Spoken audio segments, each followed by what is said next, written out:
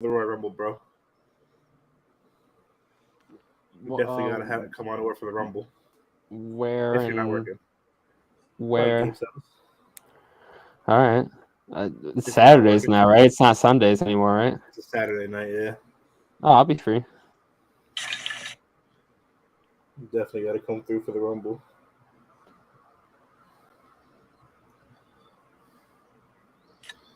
We're live, by the way. We're live, pal.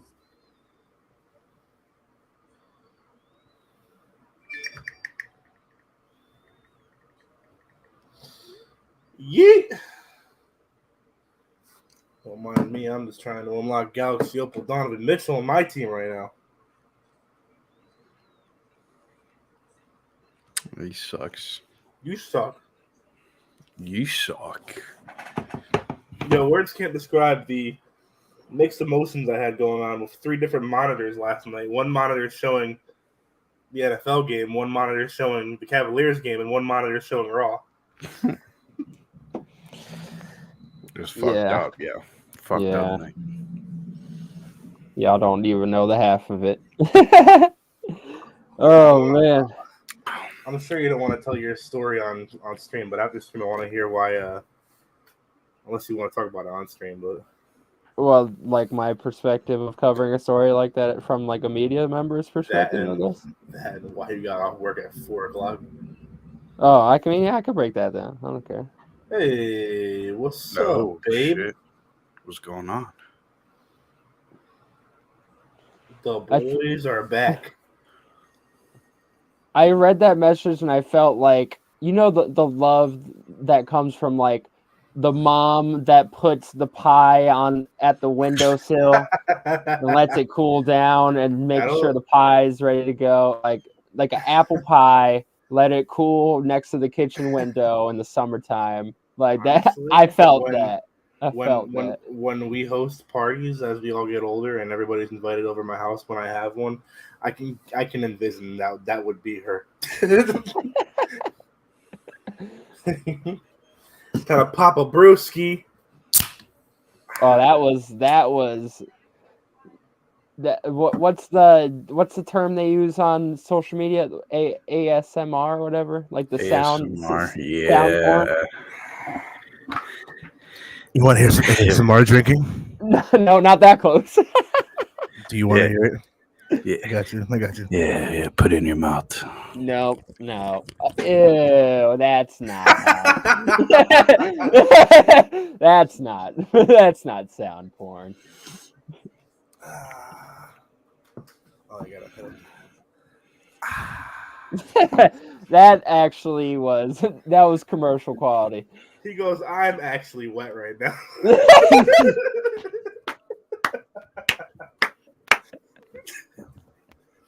All right, 2023, we're back, baby. What it do? He said sound porn for me. This is a PG-13 show. Actually, no, Yeah. I lied. Rated NC-17, meaning no cold sores over 17 years old. What? You ever heard that John Cena thing? He said it to Lita. He said, that's rude. You're rated NC-17, meaning no cold sores over 17.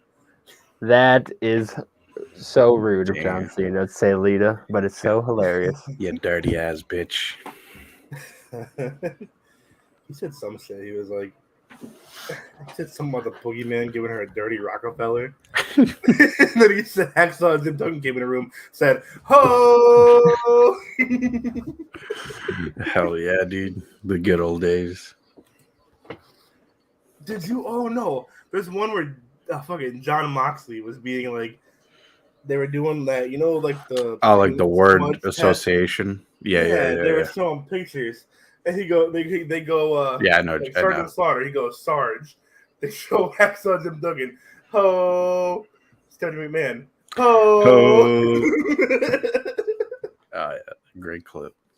I'd say, man, Stephanie's been catching strays since the early 2000s, yeah. Since Jericho. Jericho was very good. You got the gore? And the whore.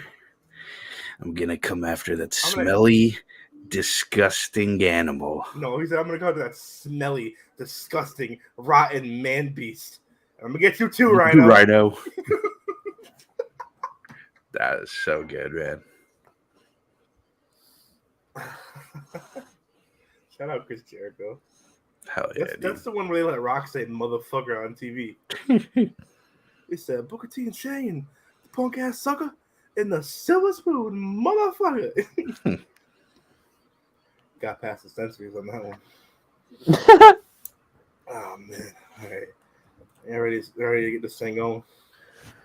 Let's go. Oh, damn. I forgot I had 30 fucking entrance themes from last episode in here. Are you ready? Hey, think you can tell us what to do? Gotta start 2023 off, right, bro? You think Are you ready? better get ready. Well, Bow to the masters.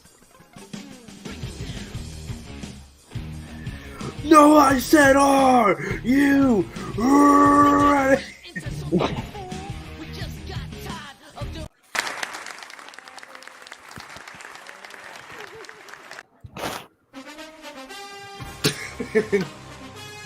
What's going on, people?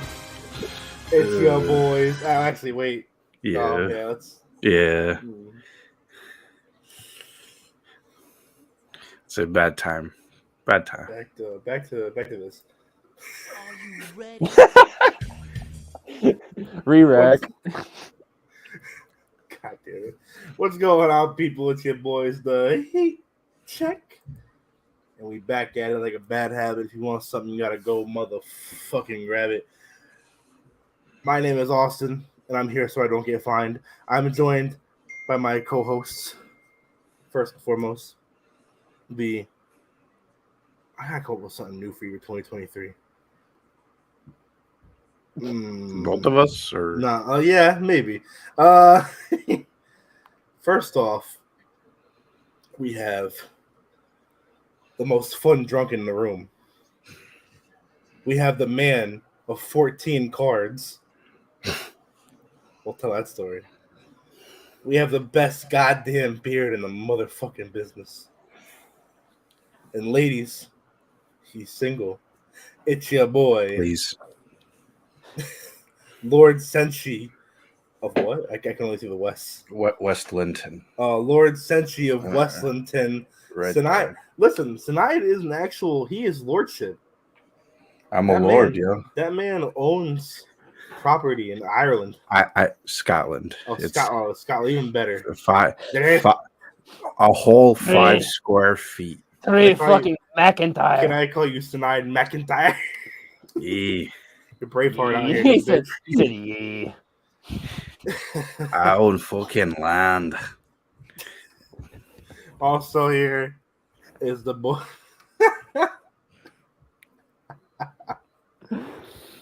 Oh, Oh, shit. He sounds man. like fucking Donkey from Shrek there. Like donkey? You sound like Shrek saying donkey. Donkey. Donkey. Yeah. Donkey's fucking Eddie Murphy. Yeah. What's up, Shrek? Yeah. In the morning, I'm making waffles. Also, so let's hear Shaq Daddy Diesel Cool. Mojo Jojo Josiah. What's good, bro? I'm tired, man. I'm I tired. feel that. Yeah. I feel that. I'm a little sick, so if I cough or sound like I'm losing my voice, it's because I am. Where do we start? We'll get out of the way. So, I'm assuming we all know about the going-ons in the NFL. Obviously, Josiah would know. Me and Sinai witnessed it together last night, live on stream. Last night, the Kansas City Chiefs and Cincinnati Bengals had their Week 17 game ended early in the first quarter. Bills, Bengals. What did I say? Chiefs, Bengals. Oh, I'm fucking stupid. Bills, Bengals. I'm tired. Long day. How dare you? Safety Damar Hamlin went for a hit, everyday football move on T. Higgins, and he had gone into cardiac arrest, and he was lifeless for about 9 minutes on the field. ESPN did a tremendous job, in my opinion, during the broadcast, as it took the NFL probably about an hour or so to officially cancel the game. There's still no real official update on Hamlin. He's in critical condition on a breathing tube right now. Still, after being brought to the hospital last night, I believe they said like his mom and T. Higgins are there with him. Yeah, this is the dark side of football. Very fucked. Of course, NFL already under fire for concussion protocol and things. Something like this, they kind of had to end the game last night. The players don't want to play. Like a lot of the ESPN commentators and coverers last night were saying, there's certain things that are more important than football and bigger than football. And a man's life being on the line is definitely, I think, top card on that one. It's a kid, essentially. He's only 24. 24, younger than me. Younger than Josiah. I think they, especially the players on the Bengals side, they handled things with such class. I really appreciate that the players made a wall around them, so there's not really any good camera angle or anything. And kudos to ESPN for not even like reaching out for that. You know what I mean? That, you know, like I think that's like an obvious thing, but like you never know, like with any company, like what the lengths you'll do to get something like that. So I think ESPN handled that situation with class, and I'm not just saying that because I'm employed by them, but they did a tremendous job because, you know, you have advertisers, you got to answer to and stuff like that, and that's a part of what the NFL had to deal with, you know, in that situation. And I'm very glad that Goodell said, "Nah, bro, like it's over. Like there's no way we could play football today." And I also want to give a shout out to Ryan Clark.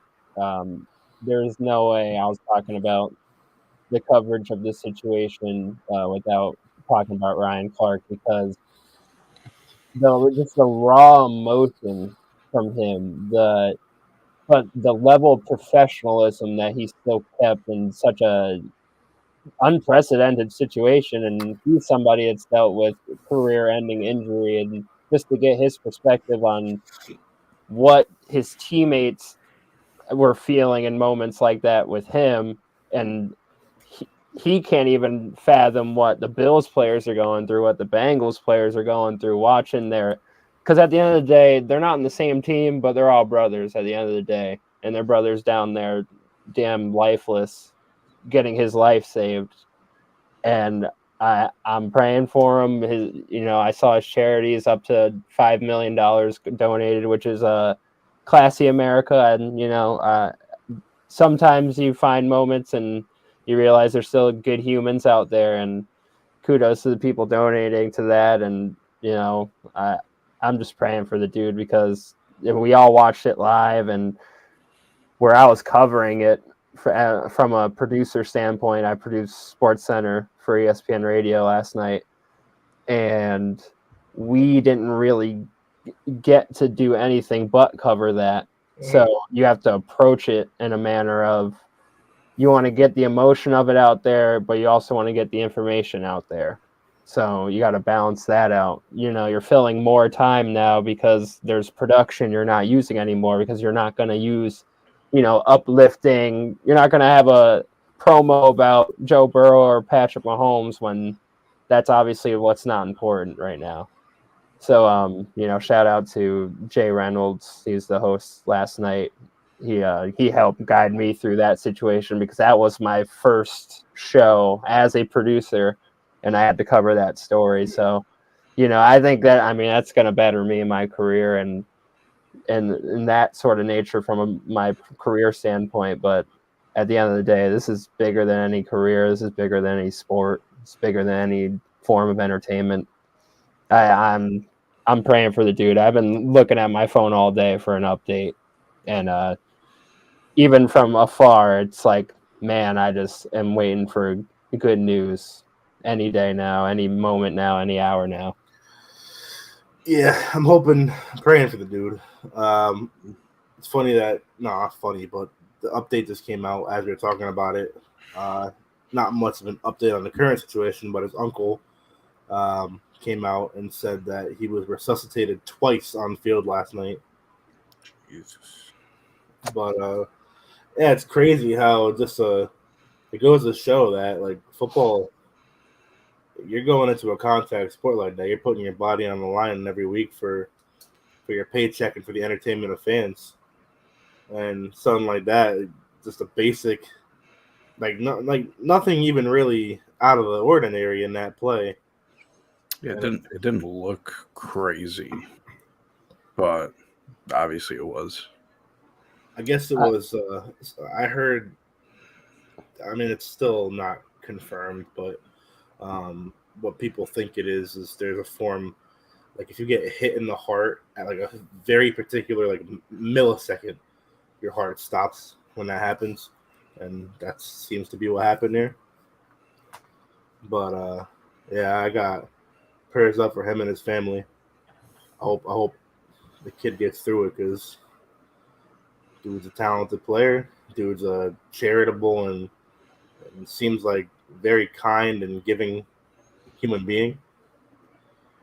So prayers up for homie. I hope he makes it through, and I'm praying for him and his family and his teammates.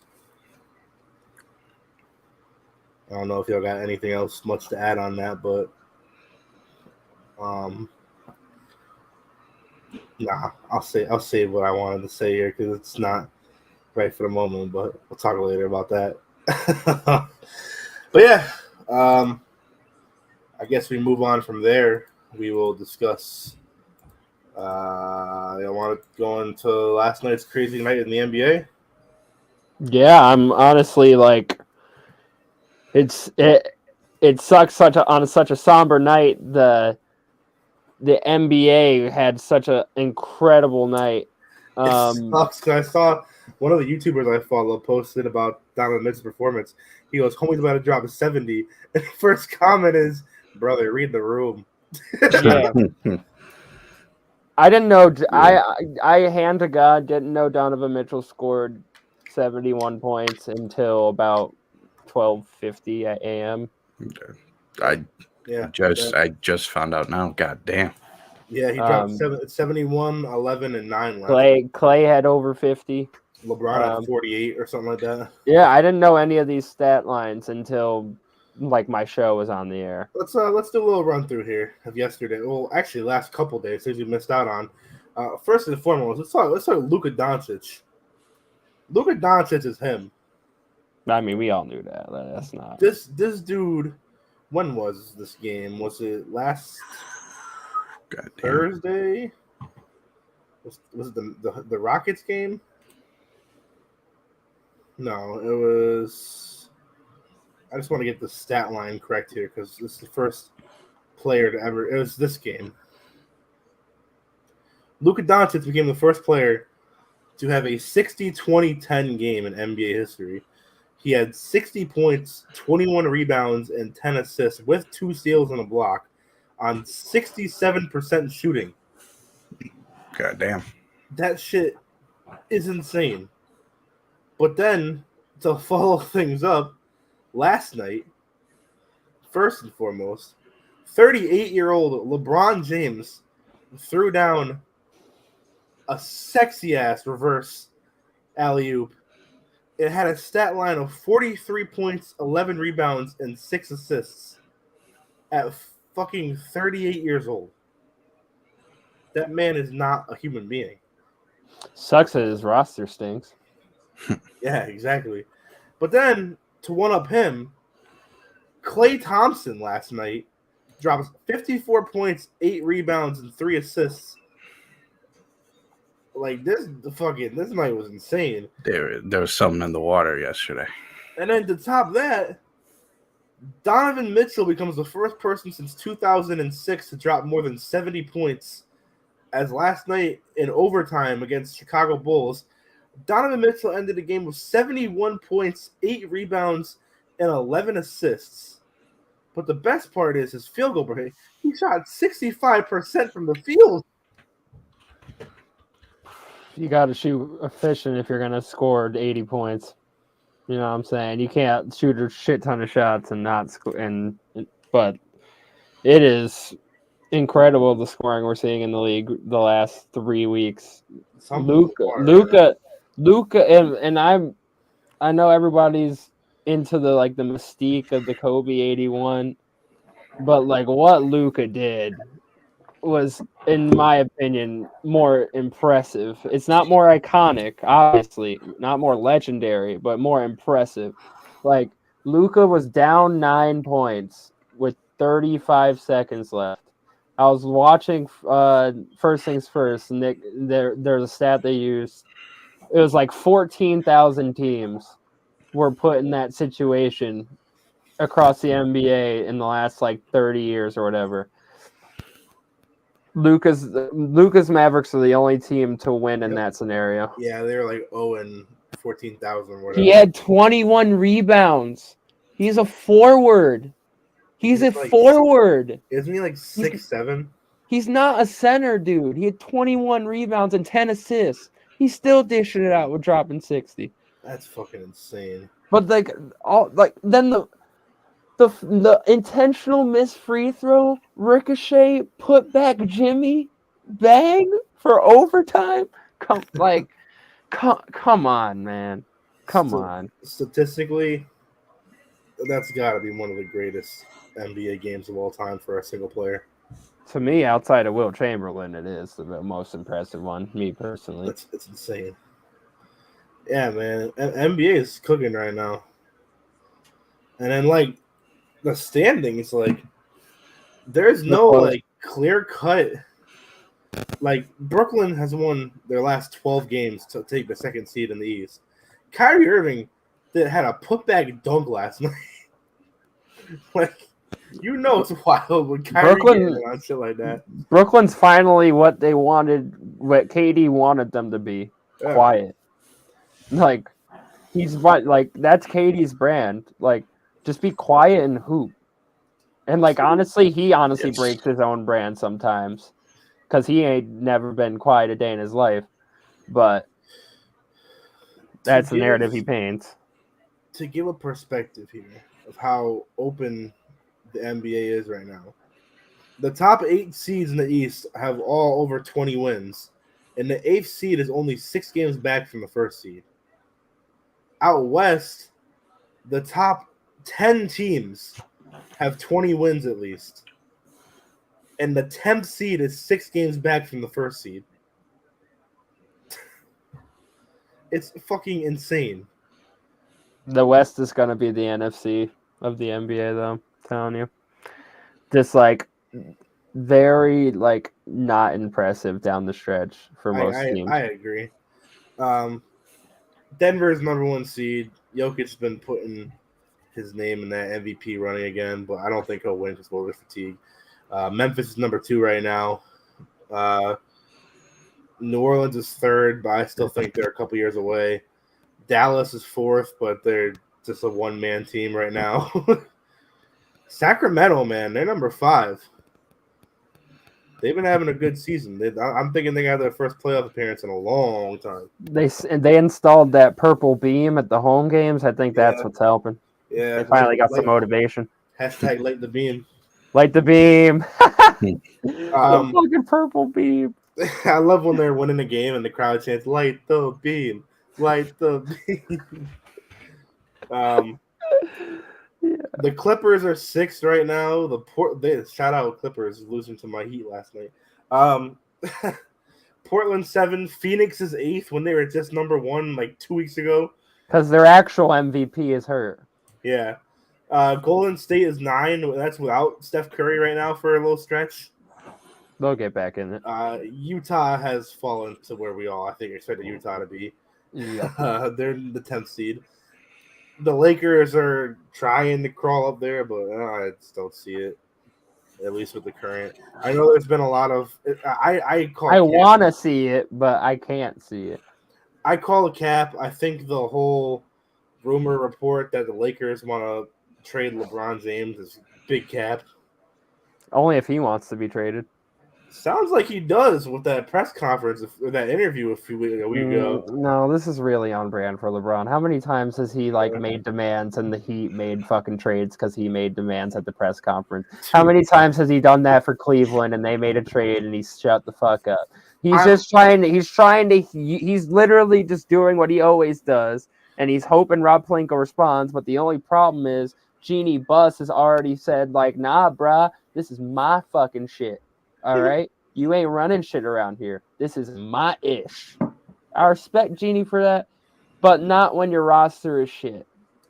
I'm kind of sad because there are 3 rumors for trades the Heat want to try to go for right now, and I think only one of them is going to happen or could happen, and it's the worst of the 3.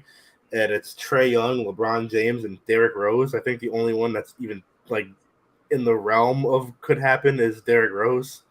100%. But get him out of save D Rose from fucking Tom Thibodeau, man.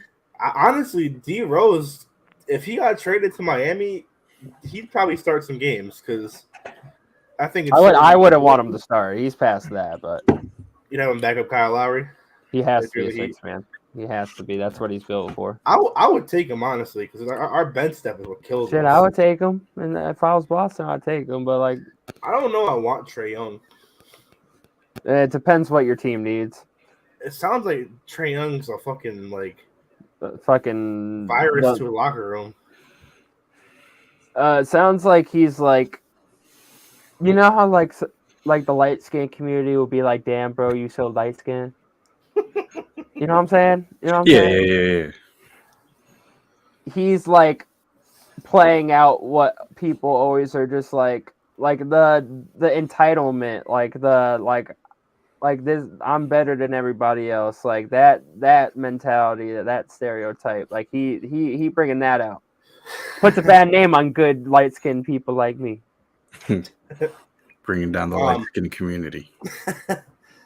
Out east, the 8 teams with over 20 wins are Boston, Brooklyn, Milwaukee, Cleveland, Philadelphia, Indiana, Miami, and New York. That seems to be their clear-cut top 8 in the East right now, which is about on schedule with what we thought. No one expected Indiana, but I think at the start of the season I would have swapped Chicago and Indiana. But yeah. What are the current big NBA trade rumors going on right now? Because that deadline's coming up in a couple weeks. No, deadline's a couple months from now. It's second or third week of February. That's the All-Star break. Yeah, the trade deadline happens the week before All-Star break. I'm pretty sure it's mid-March now. Oh, did they change it? Let's see. They might have changed that. This might be. Nope, February 9th. Oh, damn. It was later. Oh, never mind. It's because of COVID that it was extended. It wasn't a full year without COVID. Current trade rumors. Let's see what we got. The Knicks want to trade for Zach LaVine. Okay. Interesting. The Lakers want. Who is this?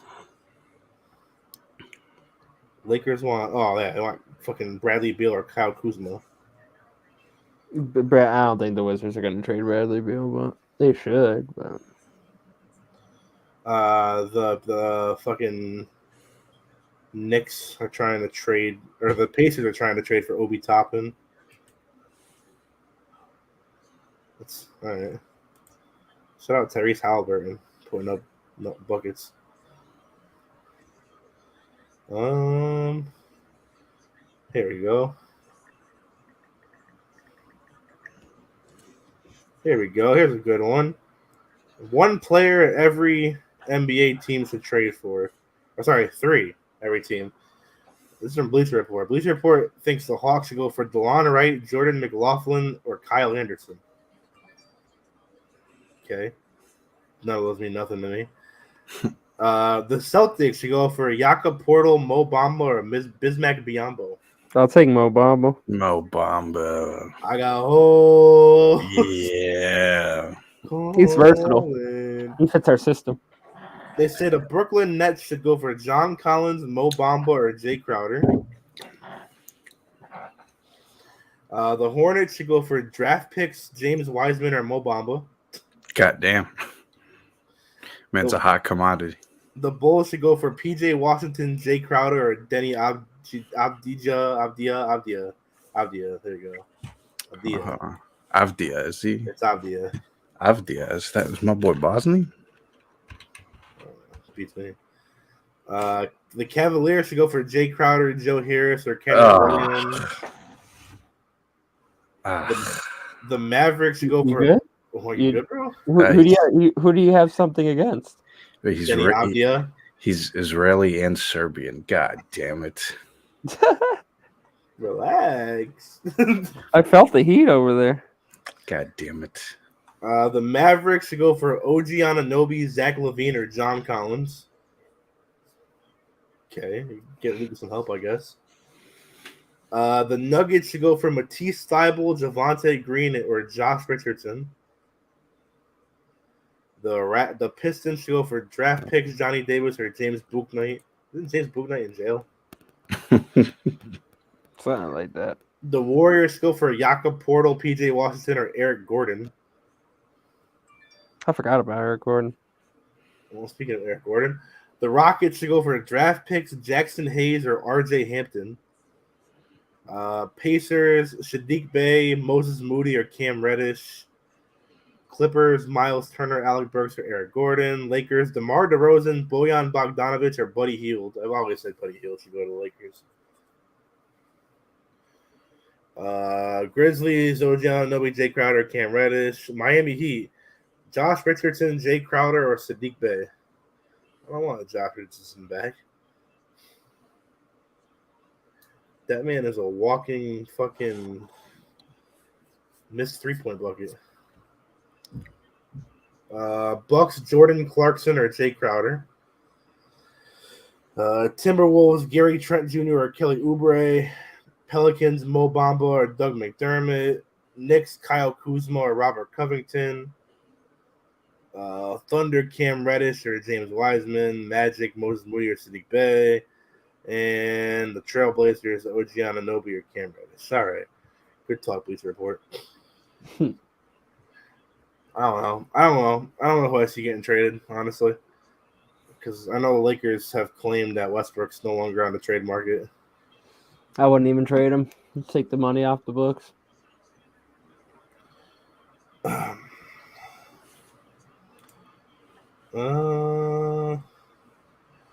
AEW released their new opening video for Dynamite, and it looks like a WWE opening video.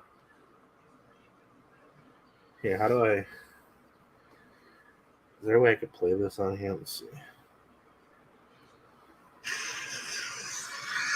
Still the same theme song, though. Here you go. I'll just show it here.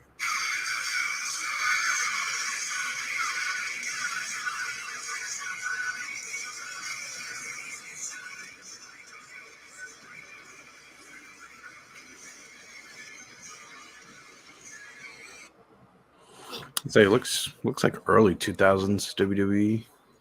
Yeah. Looks like Raw and SmackDown had a baby.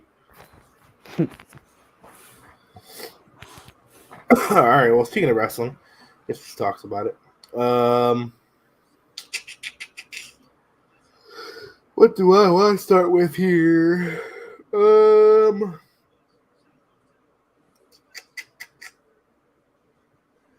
Well, Sasha Banks seems to be headed to New Japan tonight. Tonight? For her. It's tonight is Wrestle Kingdom.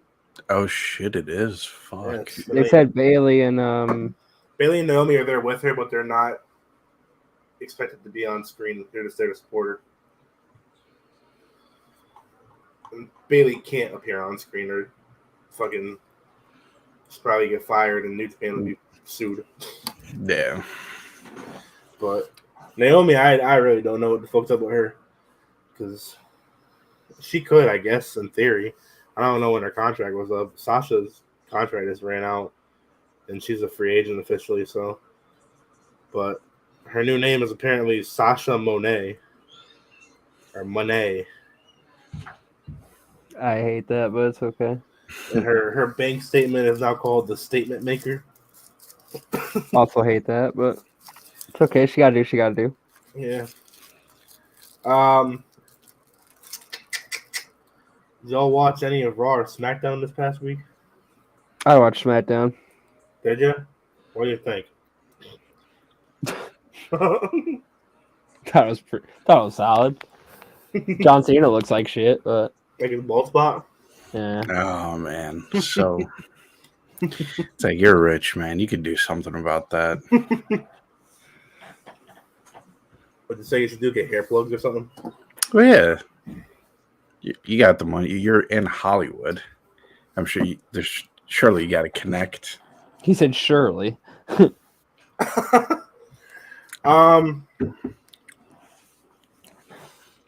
I guess we'll run through quick.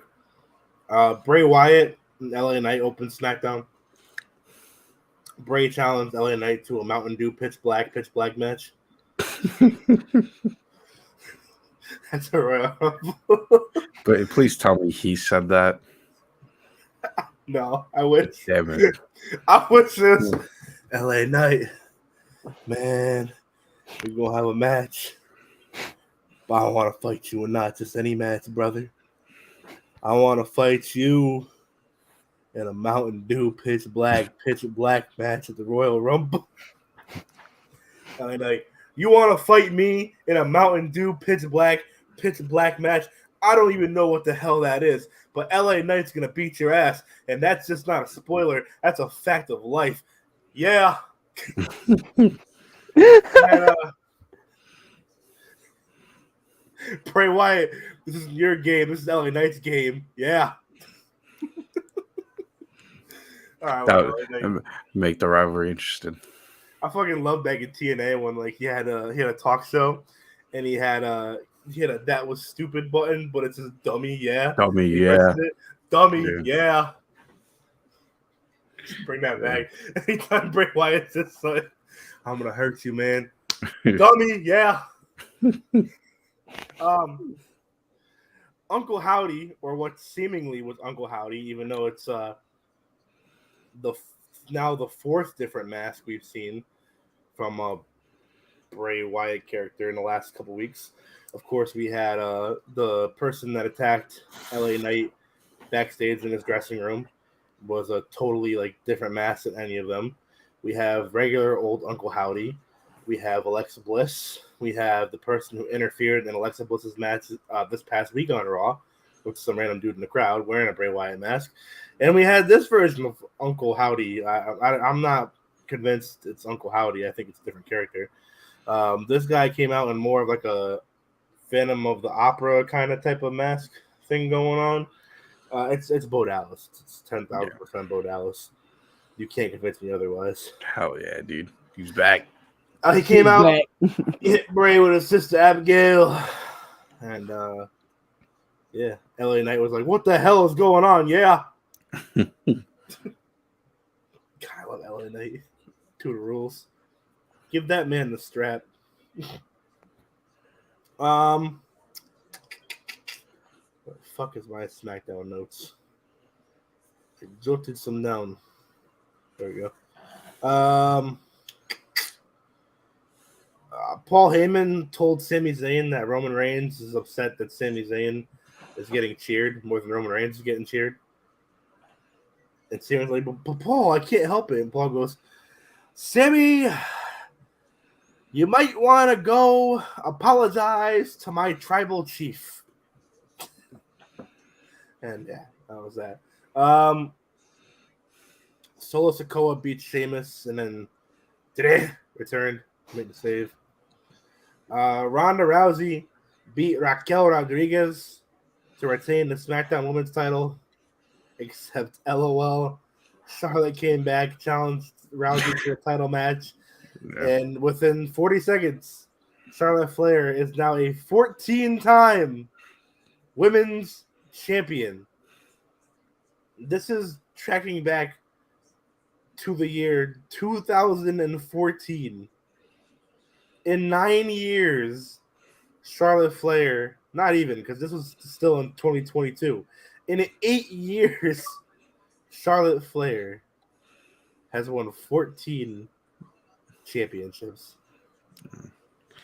Yeah, I'm sick. Yeah. I was like, yeah, she has to have a video of like Vince eating a baby or something like. They have to just be in on the joke now, right? I mean, especially at that night. Like, bro. And Charlotte's supposed to be the good guy in this. Honestly, the fans were popping. I was about to say, if there was someone to do it to, it'd be Ronda Rousey. Yeah, that's fair. They brought this bitch back to win another world title and brought her back as a face. Sami Zayn goes in the Roman's locker room. He asks if Roman is cool with the crowd cheering for Sami, and Roman looks triggered. We see Dominic getting arrested for defeating Rey Mysterio on Christmas. We're told that Rhea Ripley has bailed him out of jail. More on this when I talk about Raw. A bunch of people are talking shit about Top Dollar for botching his suicide dive or whatever. It's plancha a few weeks ago. And Ricochet comes in. And, you know, Top Dollar's laughing about everybody else's jokes. Like the Street Profits and a bunch of others are like ragging on him. He's like, ha ha ha. And Ricochet just goes, see, it's not easy to do the things I do. And Top Dollar gets so offended by this and gets in Ricochet's face and challenges him to a match. And I was like, why? You were just cool everybody else talking shit. Why Ricochet? It was then announced that next week Top Dollar would face Ricochet in the first Royal Rumble qualifying match of the year. Man, I swear to God, if Top Dollar wins, yeah, fucking. I doubt they would handicap themselves by not having Ricochet in the Royal Rumble. Did you guys hear Top Dollar's dog shit freestyle diss track on Ricochet? No. Oh my God, I'm playing it. It's so garbage. It's really bad. It's really bad.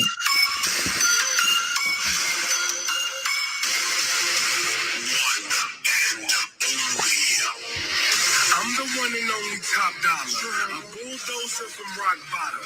And the only ricochet I ever ducked is when the homie from the block shot him. You about to fall and it's not autumn. We might look alike a little bit. You look like me as a little kid.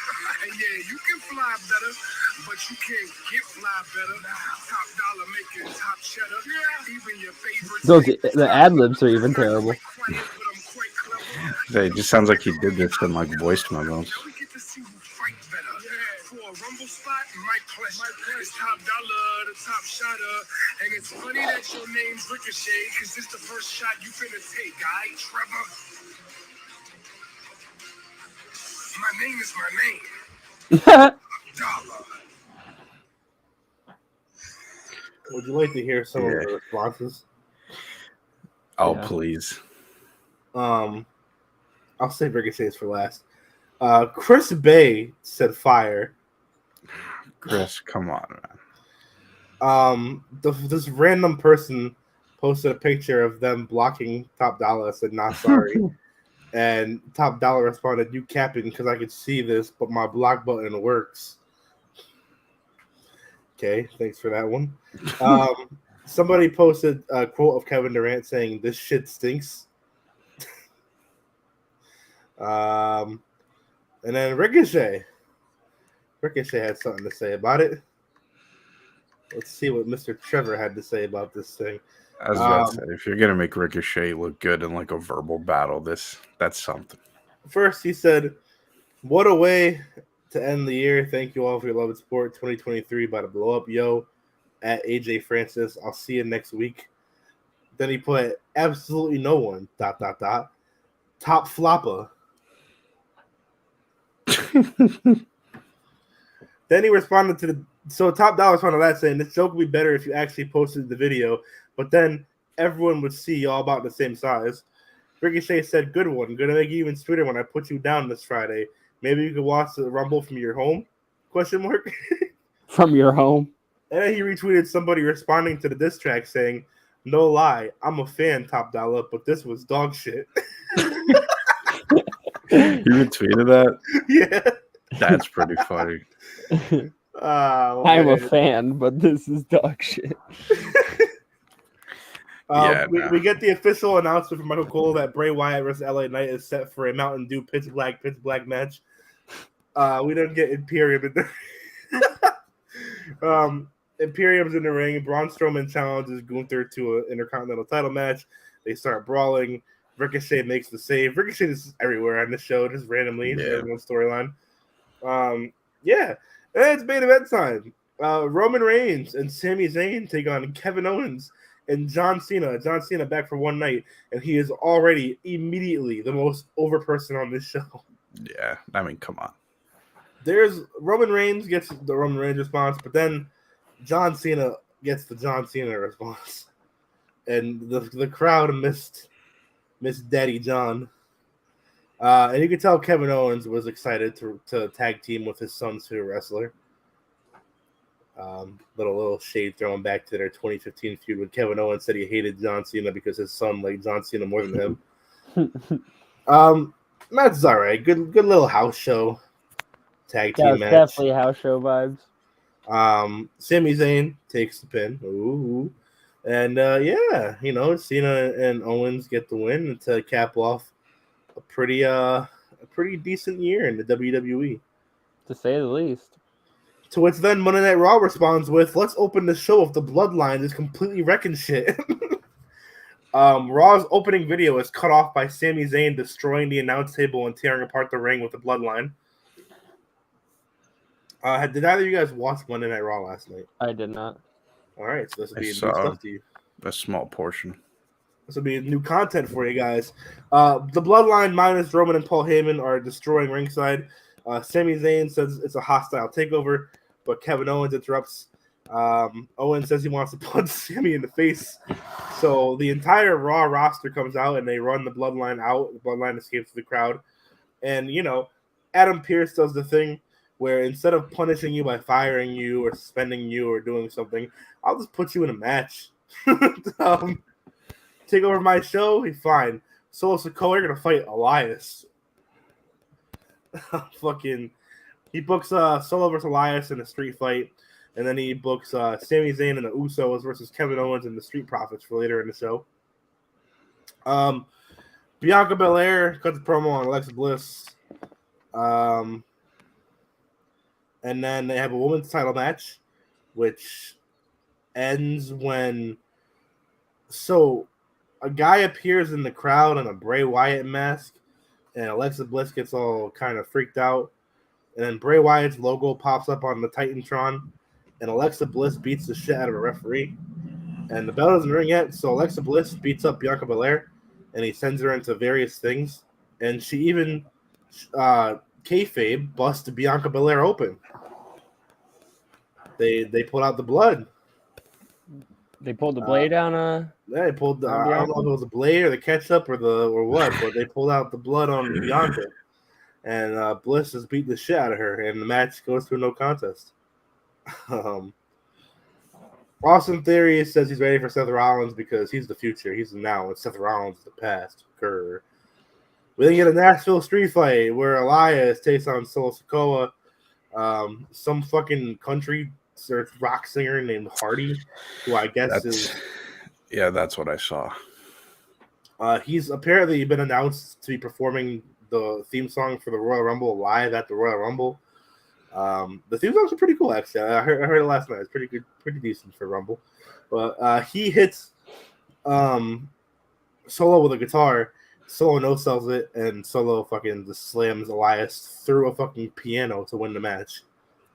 Damn, I kind of want to watch this match. You're a piano? That's pretty sick. Yeah. Sami Zayn and the Usos defeat Kevin Owens and the Street Profit in a pretty house show-rific 6-man tag. House show-rific. I can't wait for the Bloodline to beat the shit out of Sammy. After the match, they beat down the faces, but then Sheamus and Drew McIntyre run in for the save. Thanks for coming, guys. It's announced that AJ Styles has a broken ankle, and he will miss the Royal Rumble, and we'll have an update on the status for WrestleMania as he progresses in his recovery. Dexter Lumis beats Chad Gable. We get a video on Cody Rhodes' return last year, including his injury. They're basically telling us, hey guys, Cody Rhodes is going to be back for the Rumble, even though he kind of already announced it last week on the clip show. You should just let him come back. Like, they're airing all these fucking vignettes for him. It's like, we know he's there. You don't have to remind us. Like, we know we're waiting. Hey guys, don't forget Cody's here. That's what it felt like, though. It's just like, yeah, like you don't need to remind us. We're waiting.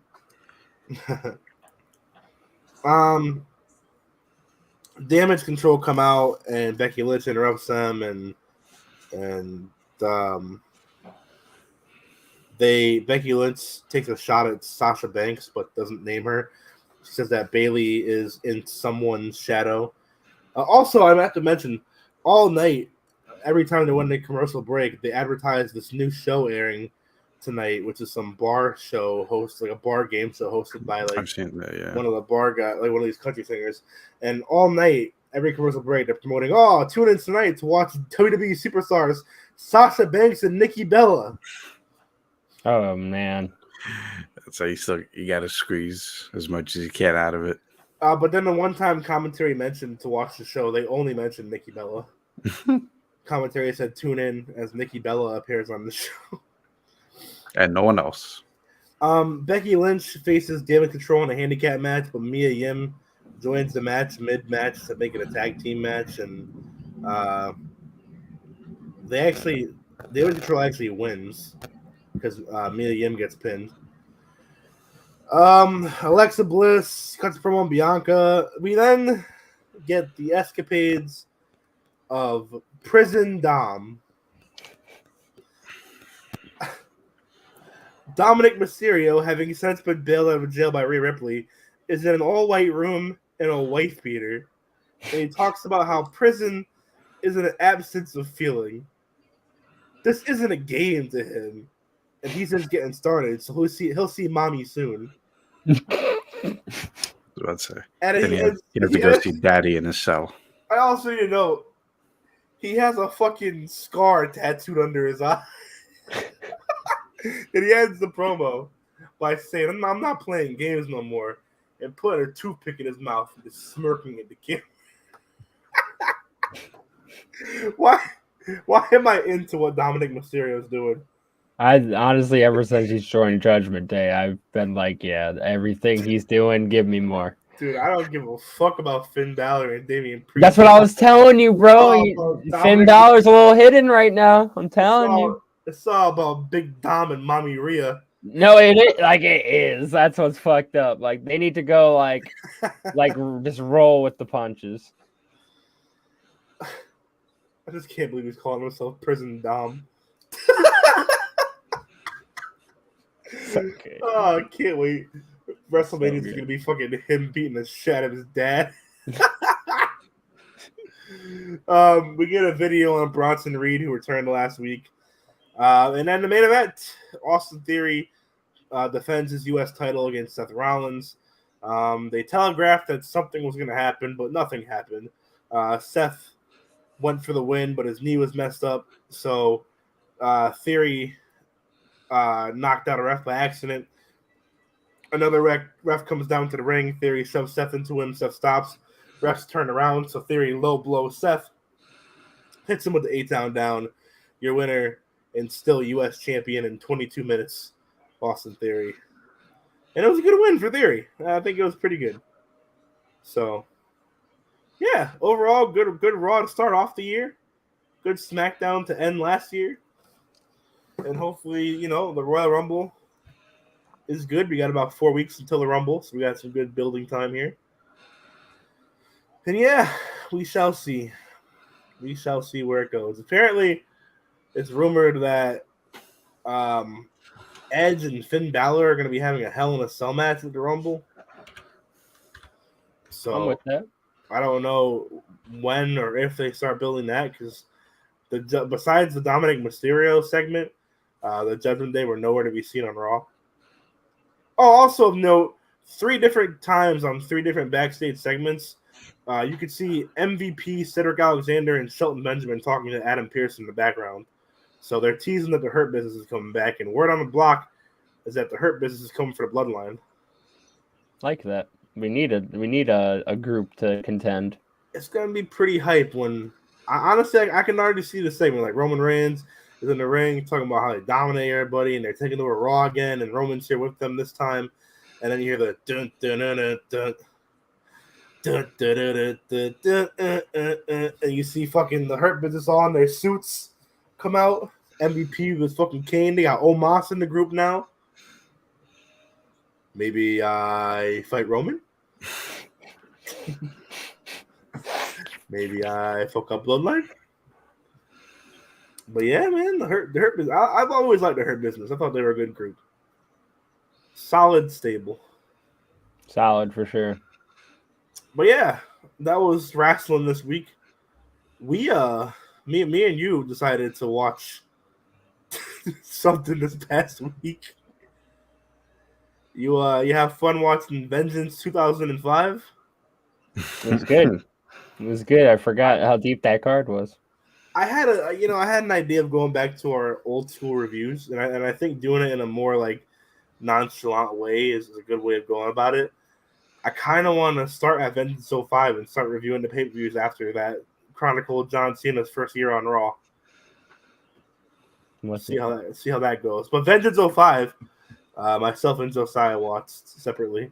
I'm kind of curious your thoughts. First of all, I want to say 2005's theme song list was deep and goated. Deep and goated. Well, we have our archive of that battle.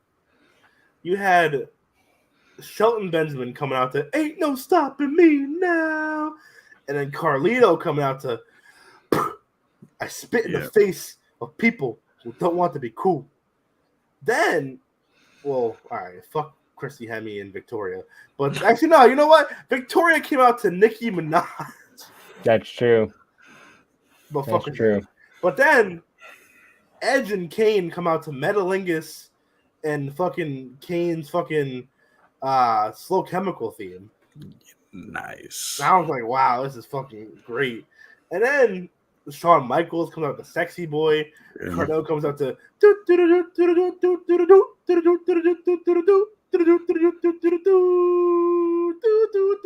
it's fucking weird one because they didn't want their fans to chant "You suck" at him. and then it's like, wow, Christian had his fucking if you just Waterproof Blonde. Waterproof Blonde. Jericho had that seems underrated. Down. John Cena had Your Time Is Now. Triple H had fucking Motorhead. Batista had Theme songs usually be so good, man. And then Batista came out in a fucking all white gear for a Hell in a Cell match. What'd you think about this show, Josiah? Oh, it was pretty good. It's like jam packed with like a lot of different types of matches, which was good. Yeah. I think the filler matches were well placed, but there were definitely a couple matches where I was like, yeah, I'm okay on this. To give a quick little rundown here, I guess, just to give a little review of the show. The show kicked off. We're in Vegas. Goated stage too, by the way. I always like when they went to Vegas and had the casino themed stages. The show kicked off with Carlito and Shelton Benjamin for the Intercontinental title. This match was they had these top notch as fuck. Top notch.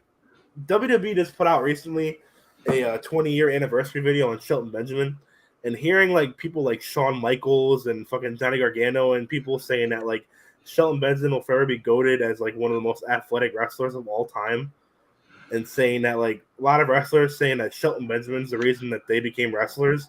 Like this dude, how is Shelton Benjamin not a world champion? I mean, now it's past his time, but yeah, now it is. But back in like 05, dude, instead of putting fucking Shelton Benjamin with his mom, wasn't actually his mom, they should have had Shelton fucking fighting for the world title. They should have realized that when that dude fucking jumped into a super kick from Shawn Michaels. Yeah. Like, this man had so many Money in the Bank moments. It's a shame he was never Mr. Money in the Bank. But yeah, this match is fun. Carlito, I always like Carlito too. Yeah, I mean, his character is hilarious. He brings some swagger to the matches. Yeah, I don't give a shit. Fucking Victoria beat Chrissy Hemme. That was fun. John Cena and Todd Grisham have a really weird interview segment. John Cena talks about how he feels like the new kid at school on his first Raw pay-per-view. And then Todd Grisham proceeds to tell a story about how he peed himself in school and the kids started calling him Todd Pissum. And then John Cena talks shit about Christian and Chris Jericho. He talks about how he was the kid voted most likely to kick somebody's ass. So yeah, good promo from John Cena. I realized back when he was still playing the rapper gimmick, he had a real thick Boston accent. Yeah. Hell yeah, dude. Yeah, he did. He played that off. I'm the most likely to kick somebody's ass. Gonna kick somebody's ass, kid. We get a video package on Edge versus Kane. This is weird because they're running the Edge and Matt Hardy storyline, but Matt Hardy's fired at the current moment. But then Edge and Lita, so Edge stole Lita from Kane, and Kane went into a deep dark depression. And then Edge and Lita got married, and Kane remembered, I'm motherfucking Kane. Why am I depressed? So he went to try and kill them at their wedding. Like I said, Kane, goated theme song. Nothing will top Slow Chemical. Edge, Metalingus, great theme. He's complete raunchy dickhead rated R superstar at this point. I don't think he was calling himself the rated R superstar yet, though. Yeah, I think he had the briefcase at that moment. He had the briefcase. Him and Lita they're not quite peak raunchiness, like fucking deep in each other's throats, but they're getting there. Crowd chants slut at Lita immediately. And they had a pretty good match. Kane won. I was kind of surprised. I forgot how much Edge lost when he was Mr. Money in the Bank, but yeah, he did lose a lot. That'll change when Matt Hardy comes back and becomes Edge's personal bitch. What do you think about this match? This Kane and Edge little thing. I forgot how much Kane could move. Dude, Kane actually put on a good ass match that day. I don't know. Edge did his normal Edge things, but I just watching that. I was like, damn, I forgot how good Kane was, low key. Big facts. Some people are like, nah, he's just a big brute power, but he could actually go. Kane's a 350-pound, 7-foot man who would have no problem taking it to the top rope if he wanted to. Yeah, he does that flying elbow clean into a somersault afterward. Yeah, man. Yeah, you give me memories, damn. Todd Pissum interviews Shawn Michaels. Shawn says that Kurt Angle guaranteed he would make Shawn Michaels tap out again, and Michaels said he wants Angle to be 100% confident going into tonight's match. He thanks the draft lottery for getting Kurt Angle to Monday Night Raw, and he ends it with a cliche line about how vengeance will be his. So we got our rematch of WrestleMania 21. It's Kurt Angle versus Shawn Michaels. What do you think about this one? Obviously not better than their Mania match, but for what any sequel could be, it was what it was. I thought it started really slow though. I was kind of pissed about that. It's Shawn was playing the I'm scared to get wrapped up type of deal. They did that for too long, but once the match got going, it was close to what they put up at Mania. Mm-hmm. I like the finish because Kurt Angle never really goes. He's not a top rope guy, so he went to the top rope and he gets caught with the sweet chin music, and I thought that was pretty cool. Yep. Yeah, this was good. Like you said, not better than their Mania match, but it was still stellar. They would have another match in a couple months at Raw Homecoming. It would be an Iron Man match that I believe Kurt Angle actually wins. So Kurt Angle wins their series 2-1. We get a commercial for the Great American Bash. I'm gonna make you watch that next. You get to the SmackDown side of things. Batista is interviewed by Jonathan Coachman. Coach said that Batista looks scared, and he says, I ain't afraid. He says tonight is for every time Hunter stabbed him in the back and hit him with a goddamn sledgehammer. He says Triple H is going to have to kill him to take the title from him. They're going to hell, but he's the only one walking out. And then Triple H shows up. He says, nobody beats me in Hell in a Cell. And then they get into a little shoving match. Lillian Garcia then introduces the 500-pound love machine, Viscera. There's a leather couch in the chair, and Lillian is very horny to see him. Yeah, she was. It was weird. Lillian says that Viscera has made her feel things she has never felt before. She calls him a wonderful, loving man and a sexy man. She sings him a song and gets down on one knee and says, Vis, will you marry me? And Viscera says he'll take her question into consideration. And then we hear the whole train. The Godfather comes out with the whole train. He gets in the ring. He said the girls can't wait to get a piece of Big Vis. And the Godfather is surprised that Viscera is thinking about getting married. And he said, it's not about you, Lily. The Godfather asked Viscera if he wants to walk down the aisle with one woman for the rest of your life or take a ride on the whole train. Viscera checks out the whole train. And he says there's one more thing he has to say. All aboard the whole train. And Lillian Garcia cries in the ring that she was dumped by Viscera. That was a segment. Chris Jericho comes out for his match. Christian's out with Tyson Tomko, and John Cena's out. It's a triple threat match for the WWE Championship as John Cena is defending against Chris Jericho and Christian. This was an interesting match. I forgot Christian got a world title match on pay-per-view in 2005, as he should. Christian obviously a better rapper than John Cena. Yeah. Do you like this match? It's pretty good. I don't know. I feel like it felt like that it shouldn't have been that 3. If that makes sense. I feel like they kind of did what they did with the situation, but it was definitely Batista's still on Raw as the world champion, and he's in the more important feud. But now that John's here, we need to put him in something. yeah. So let's just rehash the little feud he started with Christian back in January at the Rumble. And they just threw Jericho in there for ha-has. I mean, to be fair, Jericho is a guy you could throw in for ha-has, and no one's gonna bat an eye. Absolutely. But yeah, the way they did the draft that year was weird.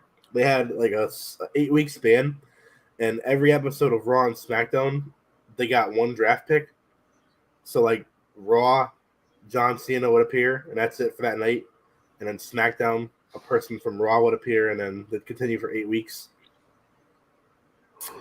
Main event is Batista defending his World Heavyweight Championship against Triple H inside a Hell in a Cell.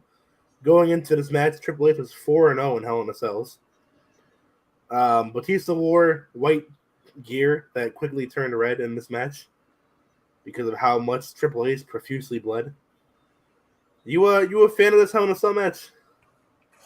It's definitely underrated. Because it does exactly what a Hell in a Cell match is meant to do, and like especially like understanding where those two characters were at in their story together at that moment in time. I think it was, if you think about it with that like context, like it like makes the match a lot better. But you know, Triple H always brings it for Hell in a Cell. I think it's like not one of his better ones, but it's not one of his worst ones. You know what I mean? Mm-hmm. I thought it was good. one of the better Batista matches I've seen for a singles Batista match. Yes. Good feud ender. Nice bloody match. Triple H put over Batista big in this feud, showing his ass 3 times. And yeah, I thought it was good. Overall, I thought the Vengeance show on my watch of it, I say it's like a 7.5, 8 out of 10. Yeah, I agree with you there. I thought the big matches were big. Like you said, the filler was placed out pretty well. Shave anybody that's thinking of watching this show, I'd say skip Victoria versus Christy Hemme. Skip the Viscera segment, but if you want a good little chuckle, then you can watch it. It's not super. I mean, it's very offensive, but it's like not you won't feel offended watching the segment. Yeah, dude. And I guess besides that, everything else in the show is pretty good. Yeah. So, yeah, I'll give you the challenge of watching the Great American Bash Show 5 next. that could be your next bedtime watch. But yeah, anything else you guys want to talk about before we wrap it up? No, I'm good. I'm good. All right, well, let's hit it with our socials. You can follow me on Instagram, JOSYH_HOWARD.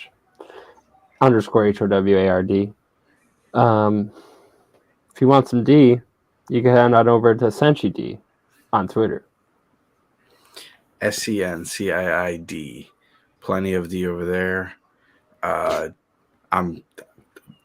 Please, anyone. Twitch.tv/Senshi SENCI. No D. I will return, I swear. I think I have to before I lose my affiliate status, so I got to. Yeah. You can follow me at AC Knowlting. Follow the Heat Check live streams on Twitch and YouTube. Follow my TikTok, the Big Hoss. It's just Big Hoss AC, where I've been posting a lot of Heat Check highlights and stuff, as well as other things, such as my top 10 wrestling match or WWE matches of 2022. I just posted the other day. Go check it out. Follow the Heat Check on Spotify, SoundCloud, Apple Podcasts. Follow the Instagram at @theofficial_Heat Check. And yeah, that's gonna do it for this week. Thank y'all for tuning in. I got nothing else. So yeah, y'all have a good night and keep it tight.